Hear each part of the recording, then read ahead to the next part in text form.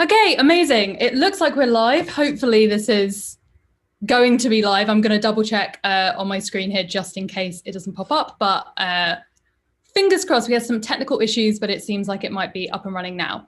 Looks all good. So hello and welcome. We are so excited for this, our goodness knows how many into it episodes of the Platform Book Club, and we are yet again here with our amazing author today. I know everyone is giving a round of applause in their rooms since we cannot be here together. So we have here the amazing writer of The Beautiful Struggle, both the original and the version that we have been reading together, the young people's young adult version, Ta-Nehisi Coates, who is going to be talking all about the book and also writing in general, his amazing life, everything in one. So just in case anyone has joined who doesn't know how the book club works, very briefly, we basically read a book together every single month and then discuss it with the author on a live stream on the last Tuesday of each month.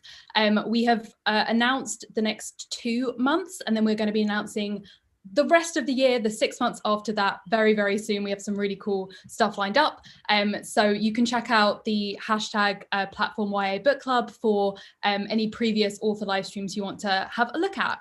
If you want to ask a question, then put it in the chat. I am going to be watching the chat all the way through this. So I am going to be able to pick up any questions that you have now, as well as some questions that people have submitted prior to this stream. So on with the first question. This actually is from someone who submitted a question online beforehand. It's from Pippin, who we love and who I'm pretty sure is on the stream tonight. What made you decide to adapt this book that you wrote, 13 years ago for the YA audience? Like, why now? Well, first of all, thanks for having me. The Beautiful Struggle is very special to me because it's my first book. And the one I wrote when I wasn't even sure, that I'd be able to write a book. At the time, it was always written with a kind of reader in mind, and that reader was me at about age, I guess, 17 or so, or 16 or 17. So maybe a little older than a YA fiction, but I always thought it wasn't particularly written in a voice or in a way that was for adults. I was thinking about kids that had gone through what I'd gone through. And so when presented with the opportunity to, just make a straight YA version of it, it seemed pretty logical. That makes sense. So when we talk to authors, normally we ask them, I think, you are our first kind of memoir that's been on the book club. And we often ask them about, plotting and structure and planning, all that kind of stuff, which revolves around, making up characters and making up settings. But obviously for your book, you're not doing that, you're pulling from your real life. So did you plan before you started? How did you figure out what parts of your life you were going to include in the book? No, I think the initial book proposal actually went over a lot longer portion of my life. But as I started to plot it out, and it's been a long time. This was back in, I don't know, I think I began work on The Beautiful Struggle when I was 29, so maybe 2004, something like that. But it just became clear that there was a kind of natural period of time for myself entering into middle school and then exiting high school. And I think that worked out to be about 7 or 8 years. And I thought if I took a chapter for each year, I could have a nice little book. It worked. It is indeed a nice little book. Oh. One of the things I think is really interesting when you're writing about your life, right? You're writing about real people. I've always wondered, how do you go about that, balancing that, wanting to show people how they really are, wanting to, be, true to your journey and your story. But I would be really worried about people being offended at the way that I'd talked about them, or trying to that my memory of them was not necessarily portraying who they really are. How did you go about balancing that idea of having to fictionalize your life, but also being serving these people in some way? I generally ask permission. I have a great family. I didn't want to ruin any relationships, and the book wasn't worth that. And if my mother and father, for instance, had been don't write that book, I just wouldn't have wrote it. It wasn't that important, On my, I believe, fourth book right now. But you only get one family. Mm. And so I just made sure that they were okay with it. Otherwise I just wouldn't have done it. That does make sense. What was their reaction when you came to them and were like, hey, I'm writing a book about me and you? Were they kind of like, yeah, that makes sense? Or were they like, what do you have to write about? What was so exciting about your your childhood? They were pretty encouraging, actually. Like I said, it's been some time, but my recollection is that they were generally pretty encouraging. We have another question from Ink and Dynamite. She's on Instagram. How was the process of adapting the memoir for young audiences? And then a question to go with that from Levi. What did you change about the original work for it to be considered young adult? Like, was that something you knew straight away? Like, okay, this has got to go, this will have to change, or was it more of a process? It was more of a process. And if I'm honest, it was the good folks at Random House that mostly led it. So I don't want to deceive anybody about the amount of work that I actually had to do. There's probably a lot more profanity and N-words and that sort of thing in the original version. But again, in terms of the actual story, it's pretty much the same. When you go back and read both, they're basically pretty much the same. And as I said, when I conceived of the book at the time, I was thinking about young people. I wasn't really thinking about adults. So. That makes sense. I mean, do you have like strong thoughts about this? Is like often a debate or a topic of conversation within publishing for young people, whether there are some things that are inappropriate for young people, or we shouldn't tell them about it, or we should try and shield them. But often, as I guess is kind of evident from your book, young people are going through stuff, like young people are experiencing it. Does it make sense not to talk about violence when they are seeing violence, when they're participating in violence? Like, do you have any thoughts about that kind of relationship between wanting to show young readers like truth and to feel like their truth is reflected, but that you still have this kind of, I guess, responsibility to young people as well? I mean, for me, it was relatively simple. I obviously believe in some manner of age-appropriate things, but I think you make a great point about this age. I mean, it's the era of the internet, to say nothing of, if you were living as I was, as a young man in West Baltimore, I mean, the things that you regularly saw, you didn't need any book to expose you to, some of the more obscene aspects of the world. So it's a healthy debate, I think. I do think there's a line. I do think you can't just, willy-nilly do things. But I also think, like, as an artist and as a writer, like, I don't really enjoy like gratuitous violence, or any of the things that probably would have gotten this, deemed a book that was mostly for adults. I don't know. I'm always trying to clarify, and I guess I found when I did The Beautiful Struggle, I didn't really have to go there to clarify what was actually happening. It makes sense. We've had another question from Taylor, who wants to know about what inspired your writing style, particularly talking about the fact that the book's quite short. Like, what was the decision to make it kind of like very stylized and punchy in like a nice little package? Well, I used to be a poet years ago, and what I liked most about that was how poets had to almost fashion their own languages. For their work, they had to find their own, way of doing, and that's what I was trying to do.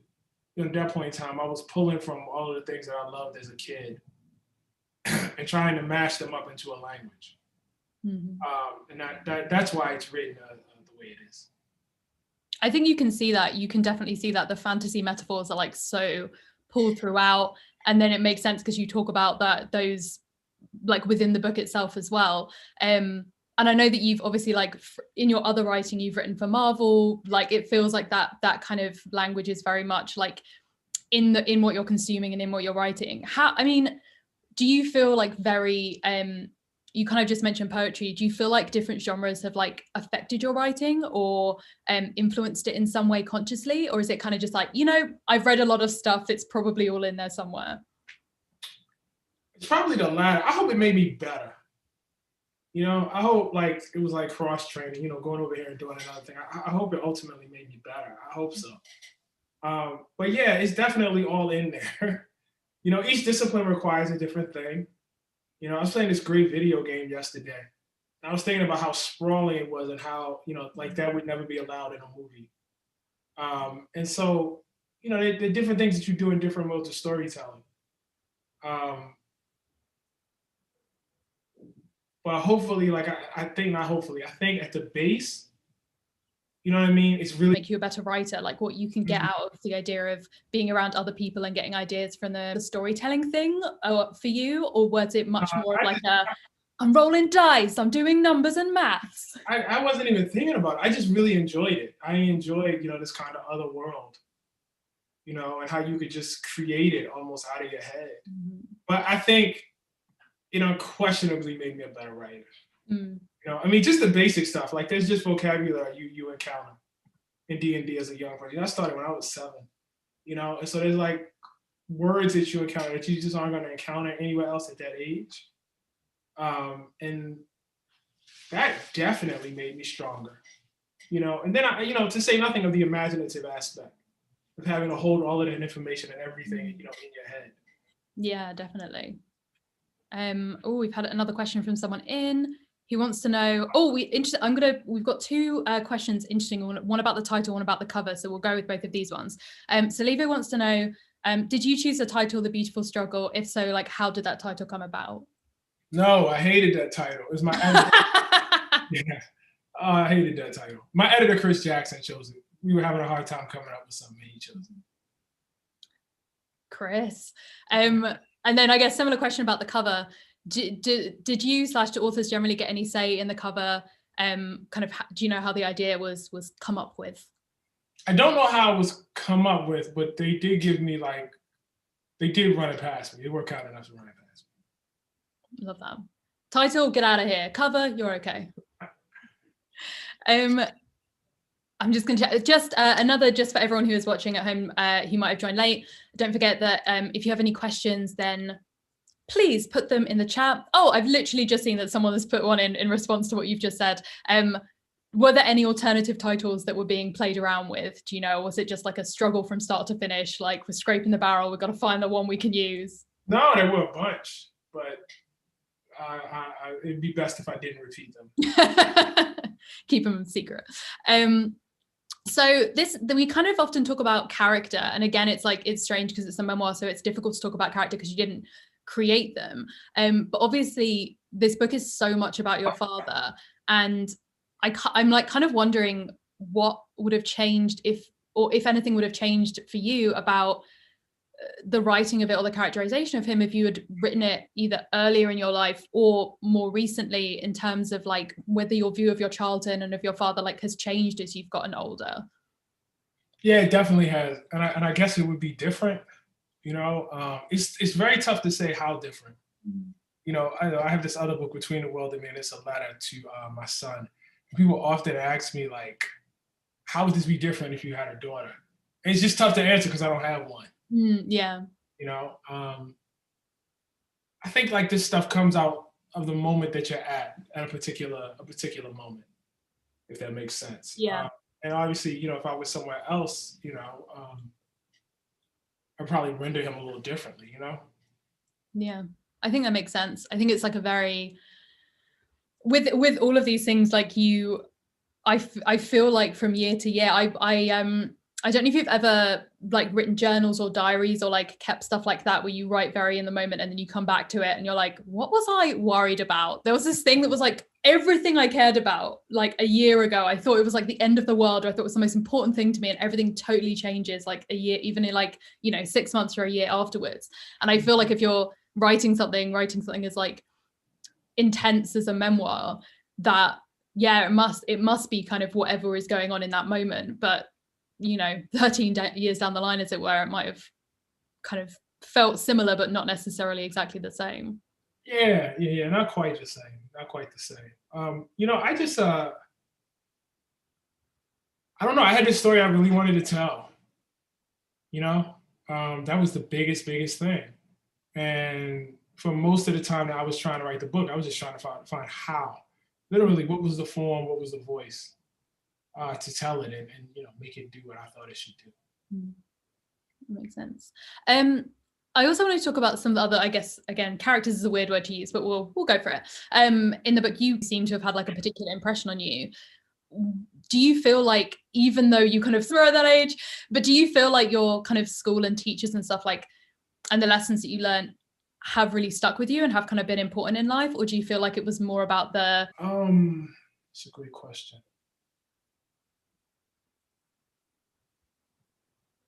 I think it was more about the reflection afterwards. I don't think I really understood at the time, Yeah, I don't think I quite understood. So I think it was more about like thinking back on it. I mean, it's really interesting. I've always found it really interesting asking this next question because you get such different answers and such unpredictable answers from authors, because some people are like, nope, never had one, and some people are like, yes, here's exactly what I wanted to do. Do you have any takeaways, I guess, or not necessarily like morals or lessons, but things that you wanted readers to get from your book, or to take away from it in some way? Or were you kind of like, no expectations, it's up to the reader what they get from it? Yeah, no, I did. I try to convey like the feelings that I have in the moment. And a lot of that was confusion. But they're very rarely messages I want people to take. I don't quite approach it like that. Yeah, that makes sense. I think having a more open mind to it. I think especially with a book like this, when you're talking about something that like actually happened to you. I mean, did you have thoughts about the difference between the audience that would be reading about it as almost as if it was fiction, right? Something that they'd never experienced, something that was like outside of their realm of experience, versus a reader who would read it and be like, oh shit, this is me, or like this is really hitting too close to home, this is something that I really kind of feel for. Did you have either audience in your mind while writing, or was it kind of much more of a kind of personal thing that was going to happen to go into readers' hands, whoever they might be? No, the only thing I thought about was young Black kids coming up like me. That was probably the biggest thing in my head. It's stunning to be here talking about this now. Like when Beautiful Struggle first went on sale in 2008, we had a book party. I was living in Harlem back then. We had like the first reading. And I think 15 people showed up, and half of them were related to me. And so in many ways, I just wanted to have a book. Like that would have been a success to me, Yeah. And look at you now. I mean, along those lines, we often have people who watch the stream who are like aspiring budding writers themselves. I imagine you've been asked this about 1,000 million times. I'm going to ask it again for this stream. Do you have any advice that you would give to people if they're kind of like looking to pursue writing, whether that is lofty inspirational advice or extremely practical, hard-hitting, kick them in the teeth advice? We'll take either on the book club. Yeah, I got a few. Writing is not particularly complicated. It's actually quite simple. But it's really hard. I was telling my class, I teach down here at NYU the other day, people, like the way we acquire knowledge in this society, we do something at first grade, then, having learned, we learn at first grade, we go to second, third, fourth, middle school, college, university, etc. Writing's not like that. You never leave first grade. The same things I was trying to do 25 years ago when I first got my writing job are the exact same things I'm trying to do now. I'm better at it because I practiced a lot. And so really, the key is twofold. It's to practice, and to not just practice your writing, but practice your reading too. You really have to just, read as much as you can, write as much as you can. Maybe you'll be lucky and find, an editor who takes interest in your work. But it's mostly just rinse and repeat, man. It's pretty simple. Just do it. Yeah, and keep going. Keep going. What is for you in terms of writing throughout your career? What has been your biggest struggle as a writer? Like, is that something that has it been an external thing? Has it been self-motivation? Has it been coming up with ideas? Like, what has been something that you've struggled with? And I guess also, like, do you still struggle with it, or is it something that you've kind of figured out a way of getting around it, or a way of tackling that? Yeah, probably the relatively modest amount of fame that came my way. That was weird and very difficult. It still is weird and kind of difficult. Because you write one way and are smart about one thing, people assume you're smart about all things. And you're not. So, having to deal with that and deal with people's expectations based on, a couple of books, that has been something. Do you feel like that's something that you've kind of got a handle on now, or are you still kind of figuring out what that looks like? I think I'm still trying to figure out what that looks like. Yeah. We will only ask you about this book on this stream, don't worry. Be like, not to be a total downer. We solve climate change? Like, what's happening right now with the economy, man? Like, what's going on with that? I do get you. I do feel like those are the kind of questions I get. Nope, just this book you wrote about your own life. Right. So another thing that we often get asked about is how, like, the kind of behind the scenes of the book a little bit. I mean, I know obviously it was a while ago now, but do you remember how long it took you to write this? Like, both in terms of like initial idea to finished product, but also like the actual sitting down to write? Was it like one of those lightning in a bottle super fast moments, or was it like, I was having to do it like after work and little moments, and it took quite a long time to get it together? Well, yeah, I was doing that at first, and then in 2007 I got fired from my job. And if you're writing a book, it's always good to get fired. Because suddenly you have a lot of open time. Yeah, that makes sense. And that's basically what happened to me. I just had suddenly I had a ton of time. I was on unemployment, which was not fun. But I really, most of that book I wrote after I got fired. I think I had only written like one chapter when I got fired. Amazing. And then how long did it take you once you'd kind of been fired to get it finished? Not that long. I mean, so that would have been I got fired in February 2007. I was done by fall of 2007. Came out summer 2008. That was fast. Yeah, there wasn't much else to do, and I really needed it to work. Well, luckily, here we are right now. It's all leading to this.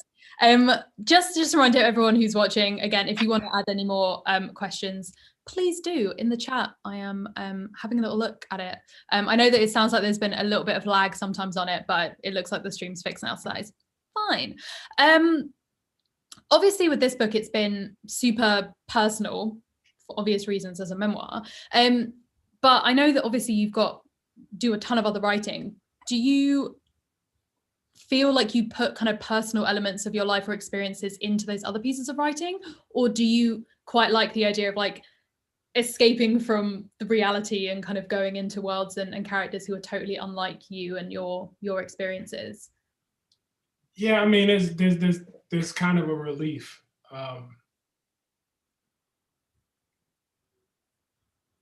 There's kind of a relief because with something like The Beautiful Struggle, it really is your life. In other forms, I don't know that. Like you get to like I don't know that anybody ever escapes the events of their life, but you get to use them in a very, very different way. Yeah. You don't have the same degree of responsibility to people. So that's all a relief. You know what I mean? It's a beautiful thing to be able to, make stories. And sometimes you'll find yourself like in different environments. And, I'm talking about outside of, The Beautiful Struggle. You're doing fiction, you find yourself in whole other environments. And yet the way you experienced humanity is still relevant, it's still present, it's still there in the writing. What of all the things you've written, was there something that was the most, not necessarily your favorite end product, but like the most enjoyable to work on, whether it was because you were like escaping into a fantasy, or, you know, exploring something that was really interesting to you, or has it all kind of been, you know, great in its own way? No, I think they've all been pretty fun. I was really stressed when writing The Beautiful Struggle. I was stressed about my life. I wasn't stressed about the book though. I loved writing the book. You know, it's like an excuse to be 13 again. Yeah. You know? And I remember it was very, like I would do things, you know, when I was a kid, I loved the Wonder Years. So I would go back and watch the Wonder Years and try to, you know, get back to that feeling. You know, I watched a bunch of old cartoons, you know, read a bunch of old comic books. I tried to remember the way I felt the first time I found myself liking a girl. There's a reference to a girl named Ebony at the end. And, you know, I had to go back and replay that. And like I said, when I started, I wasn't, you know, well, I can say this now. I didn't feel like, you know, I felt far removed from it at the time, but I wasn't. I was only 10 years removed from it, you know, a little more. But I don't know, like this is like the closest you get to time travel. Yeah. You know, and it's something beautiful about going back to that era and trying to capture it and trying to paint it and just pouring out everything you see. I mean, even the bad stuff, you know what I mean? Even like the kids, who I had to cope with, I had to deal with. You know, it was just a pleasure to be back there. You know, so no, I enjoyed it. I enjoyed it very much. I'm going to go into spoiler questions in a second, but we're going to do one more non-spoilery question so that we can let people pause if they need to, if they haven't quite finished the book yet. I'm really interested in like what you just said about the idea of like looking back and kind of time traveling. Do you have anything that you kind of wish that you yourself now could like a piece of advice or something that you would say to your younger self, that, or is it kind of like a, you know what, everything that has happened has made me, and that kind of, that idea of like giving advice to someone younger than you is not necessarily what you're interested I wouldn't tamper with it. I like where I ended up. You know, I'm not a gambler. I wouldn't take the chance. I'm like, well, like that's the thing, like fancy sci-fi stuff. Time travel's almost never goes well. You know, you're gonna go back and it's be like, I've erased my own timeline. I've come back. Let it be. Let it be. You know, I feel like I got a lot. I feel like I really got a lot in my life, and so I don't know. There's a lot more downhill than there is up. That's very fair. So we were talking like very quickly before the call about the spoiler section, because as everyone who knows who's been on these streams before, a lot of the time the spoiler section is like really spoiler sectiony. Like we're reading a thriller and we're going to talk about who the killer is. We're reading a romance and we're going to find out about the tragic ending. Like it just was super spoilery. But for this book, I feel like it's a little bit different. Like I can talk about very specific things that happen at the end that I maybe wouldn't want to spoil, like the particular imagery or the ideas, but it's not necessarily like a big like plot twist, because it's just what someone's life is like.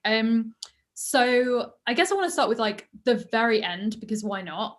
When you that ending kind of imagery, I guess, of like, you've talked a lot about like actual guns and violence and stuff within the book previously, and then we have this ending image of like these water pistols, and I just kind of wondered if you could talk a bit about that and like why you chose to end there, like what was going on with your kind of that particular bit of poetic imagery out of all of the very poetic imagery and beautiful stuff you wrote in the rest of the book. Yeah, it was intentional. I don't know what it means though. I love that. I mean, maybe it's that, you know, through all of this, you know, you're running from guns, you know, and then you know, you end up in this place. I don't know. I don't know what it means. I don't know what it means. Love that. It was beautiful though. So thank you. Doesn't matter what it means. It's fine. Everything. I mean, I'm kind of interested actually, like, are you the kind of writer who's like, you know what, people read into it what they read into it. The author's dead. I'm out of here. Like, you can just have at it, guys. Yeah, I am. I mean, there has to be something there. Like, obviously there were, you know, guns is a prominent feature, and then you got these water pistols at the end. So there's got to be something. But yeah, yes, I am that kind of writer. I'm not terribly interested in telling people, you know, what they have to think. Love that. Are there any parts of the, I kind of put this under spoilers because I was like, I don't know kind of like whether it will link to anything that happens kind of later on in the book, but were there any parts of the story that either like you had to cut from the book, like stuff that you wrote that you had to cut, or like just ideas you had that you just didn't have, you know, time or space to include in the first place around like stuff that happened to you, or like, you know, stories that you have in your head around that time of your life? No, I got really lucky. Nope. Love that. All there. Boom, it's all in there. Do you, I mean, like, I'm honestly, anyone who writes a memoir, I'm like, I have no memory whatsoever. You like a goldfish. So yeah, I know. You know, one of the problems was I read all these memoirs and there were people who could remember shit like like they'd be 5 years old and they can remember the raindrops in the windshield. And I'm like, there's just no way. So if you notice, The Beautiful Struggle is actually written in a very, and even the YA version, in almost a kind of impressionistic style. Yeah. You know, there's a lot of how it felt. Yes. And not as much, you know, what color shirt somebody had on. Yeah, definitely. You get, no, I totally get that sense of like, and I think especially it links so well with all of the metaphorical and like, you know, the fantasy aspects from the very beginning. It's very much like not just saying how it feels, but like that epic sense of like when you're a kid and everything feels so overwhelming and everything is like the most important, the most intense thing that's ever happened to you because you've literally been alive for 6 years and there's only so many things that have happened to you so far. That like I totally understood. And also the lack of, you know, specific dialogue. I find that a lot of the time in memoir and autobiography, I'm like, yeah, it breaks the spell for me. It's like, I don't believe this. I'm like, I don't believe this happened. And then, you know, it becomes hard to get into. Mm-hmm. You know, so I tried to keep that at a minimum. That makes total sense. Yeah, I've clocked that now in what you were doing. I think I'd noticed it, but in my head I hadn't connected it to like, oh, it's like the form of the memoir and like the content totally match up in that way. Right. That's so interesting. You talk a lot about the idea of like the knowledge in the book. And I'm really interested to, like, you kind of visualize it a lot. You kind of conceptualize it as this through line throughout the book, that kind of feels like it's one of those things that keeps coming up over and over again. It's like something that tracks all the way from like the beginning to the end of the book. And I kind of wondered if you could talk about it, like whether that was something that from the beginning you knew was going to be this through line, whether it was something that got added, like how did that kind of idea of the knowledge and the importance to you kind of come about within the writing? You know, you're always trying to figure out how you're gonna talk about the world in a way that's original to the book and doesn't sound like anybody else. That was the big thing. You know what I mean? So there were all of these concepts I came up with, you know, in the book. And I think probably through all of my work, it's kind of like that. You know, I'm always trying to find my way to Ta-Nehisi's version of what this story is specifically. And so that was like, I probably was messing around a lot with vocabulary to figure out how to do that. And that was one of the ones I came up with. That makes sense. Oh, we have had a message from Levi. As a musician myself, it was really nice to see you lose yourself in an instrument. I was wondering if you still play. No, because you have to, like when you play, your hands develop these calluses and they shield you from your hands from like getting actually hurt. So it's tough to take long periods off and then, come back. But I loved it. I mean, it was, Jesus. I mean, I think I say it in the book, I would have stayed. Yeah. I really would have stayed, You can feel it, like you definitely can feel in the book that, like you said, like those impressions of feeling, like emotion, like that's what you're left with. And when someone has a passion for something like that like completely came across in the book, which is no surprise that people have asked about it. You talk also about, I guess in regards to the knowledge as well, like not necessarily understanding big injustice as a kid, that you can kind of understand this thing has happened to me. Right. And I don't like that, but trying to conceptualize it out bigger was much more difficult. Was that something that you kind of saw or see currently with like young people in general, or do you think it was like specific to you and kind of how you were conceptualizing stuff? No, I think that's, you're a kid, you can't see the whole world. I think it's a natural thing, to be, more able to see the things that really are directly, affecting you. I did have some sense that something was wrong. I just didn't really know what, you know? And what, because I guess I'm wondering, like, now that you have kids who have access to like 24-hour news, like the internet, they can talk to people on the other side of the world and see what they're going through. I don't know whether there is something that's more, that isn't necessarily that they're more like enlightened children than people were in the past, but that there's more of an opportunity for them to like link their own sense of something being unfair in their life to like, oh, other people are also experiencing this, in a way that you get to like see outside of your world. Yeah, I think so. I mean, you see that with like Black Lives Matter and all of the videos. I mean, those sorts of things didn't exist when I was a kid, obviously. The technology wasn't there. So it was a very different world. For sure. I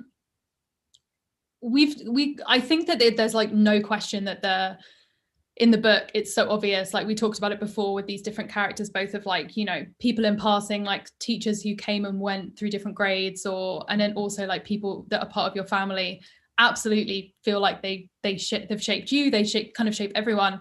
But I'm really interested with these elements of you going backwards and forwards to different places and different spaces, like how far the environments you're in kind of help as you're like shape you and influence the way that you grow up, as well as the people who are inhabiting them. Like, did you really feel like there was a different lessons you learned or different experiences that you had in all of these different like physical environments that you ended up in? Yeah, definitely. You know, I think I talk about this, you know, in middle school, learning how to, you know, live in that Baltimore, that era, you know, and I guess to some extent that's the entire message of the book, or one message of the book. And then in high school, like kind of realizing that the world is bigger, that there's, you know, this bigger thing out here that's, you know, waiting for me. So yeah, definitely. Makes a lot of sense. Has there been like a period of your life, either like within the period of your life you talk about in the book, or past that you feel like has had like the most impact on you?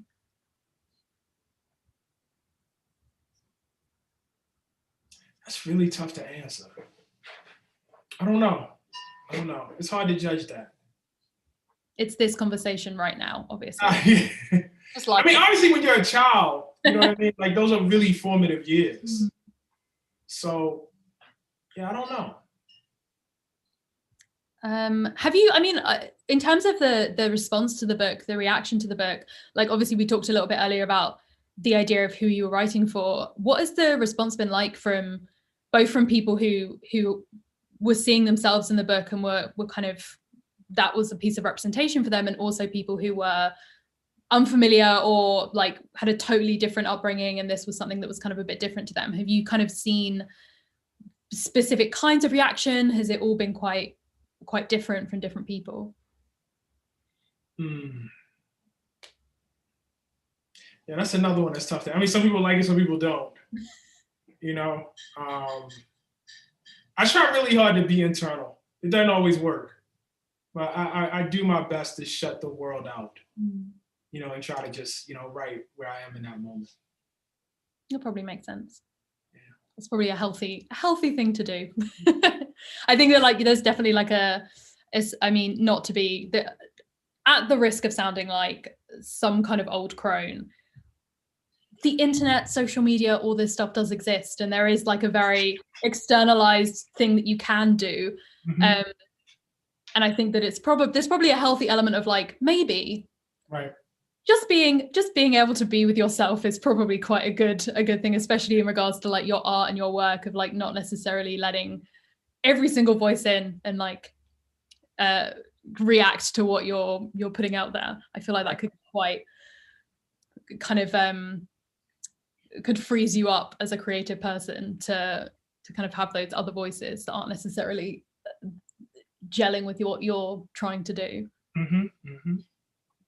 Another question about the you kind of talk in the book about the fact that you didn't, let's say, get on with the testing and grading element of school, even though you were not just reading and learning, but also like able to teach others, which is the mark of like knowledge, right? It's like it's not just that you can repeat something back, but it's that you have enough of a conceptualization of it that you can then go out and teach other people about it. You have that much of an understanding. Do you feel like that's something that, do you feel any frustration at the system for that? Like, is that something that you're like, do you know what? I was just a bit of a naughty kid, or like, I just didn't get it. Or do you feel like there is actually something fundamentally, I don't know if the broken is the right word, but this kind of like restrictive and the way in which teaching benefits certain students, but might be leaving some people behind who are just as capable, are just as smart in what they're interested in, but aren't necessarily seeing the results on the, grading paper? Probably, but I think like the task of having to design a system of education for millions of different types of brains, that just wasn't how, I had great difficulty just sitting there and having, boy, I did not love it. I did not love it at all. It just wasn't how I learned, and as an adult, it hasn't been how I learned. So it was just a bad fit, just a really bad fit.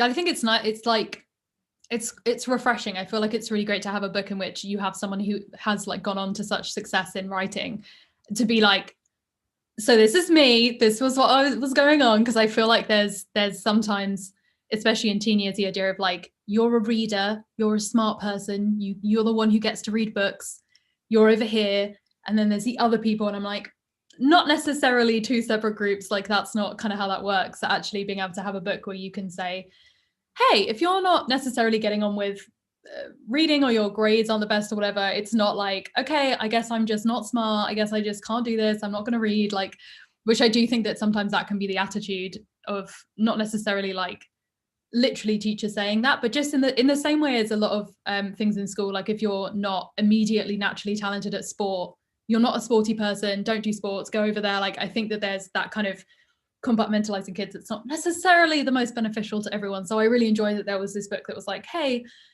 here's like what seems like a really disparate, weird disconnect between what you think a writer should be and then what a writer is in reality, and like the diversity of kind of experiences that you can have and still come into publishing and be able to like write this stuff and get hired to do things and do journalism and do like all of this other kind of writing. I think that was really exciting to see for me as like someone who obviously really loves shouting at teenagers about books and how great they are and like trying to put books in their hands that they actually will enjoy.